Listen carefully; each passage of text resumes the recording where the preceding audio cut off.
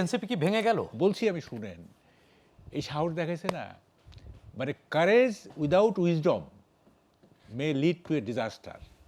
সাহস থাকলে হবে না, সাহসের সাথে যদি উইজডম না থাকে তাইলে সেই সাহস কিন্তু একটা বিপর্যয় ডেকে আনতে পারে।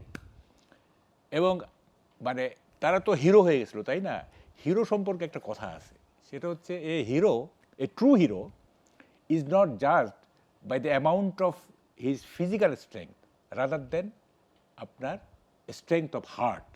ফিজিক্যাল স্ট্রেংথ দিয়ে কিন্তু হিরো হয় না। হিরো হয় যার হার্টের স্ট্রেংথ আছে, যার হৃদয়ের স্ট্রেংথ আছে। ফিজিক্যাল স্ট্রেংথের কোনো ব্যাপার না, মনোবল। হ্যাঁ। তো ব্যাপার হলো যে আমরা তো পেশির শক্তি দেখছি, আমরা কিন্তু হৃদয়ের শক্তি দেখি নাই। হ্যাঁ, আমরা 5ই আগস্টের পরে যে সমস্ত কাণ্ড কারখানা দেখছি, আমরা কি দেখছি, মানে এখন ইফ ইউ লুক ব্যাক আর কি, হ্যাঁ, আমরা দেখছি একদিকে পেশি শক্তি একদিকে, আর একদিকে কতগুলো মিথ্যা তত্ত্ব।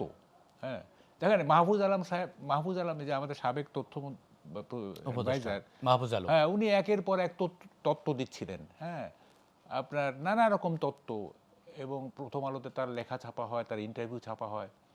তা আমাকে যখন বলতো সবাই যে আচ্ছা ওই লেখাটা পড়ছেন মাহফুজ, আমি না এসব পড়ি না, এসব আমি পড়ি টড়ি না।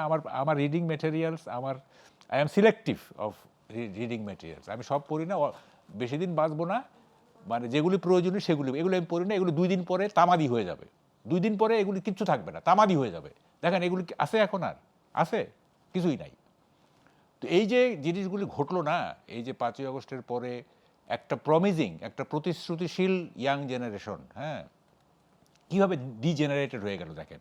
হ্যাঁ, কীভাবে ডিজেনারেটেড, মানে আপনি কি বলতে চাচ্ছেন অলরেডি ডিজেনারেটেড?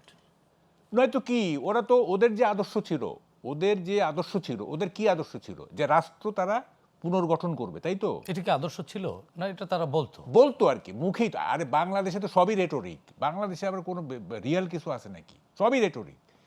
তো সেই জায়গা থেকে তারা একটা ইন্ডিভিজুয়াল এন্টিটি থেকে, একটা সেপারেট এন্টিটি থেকে তারা জামাতের রাজনীতির সাথে মিশে গেল। তো এটা কি মানে তারা জোট করলো না, তারা জামাতের সাথে হারিয়ে গেল। এনসিপির পলিটির সাথে।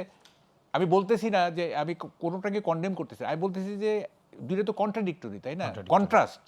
তা দুইটা কন্ট্রাস্ট কেন একসাথে মিশলো? হ্যাঁ, তাদের কোথায় সেই সেপারেট আইডেন্টিটি যে ছিল, যে আমরা এই রাষ্ট্রকে চেঞ্জ করে দিব, আমরা নতুন বন্দোবস্ত আনবো, পুরনো জিনিস, তারপরে তো পুরনো জিনিস।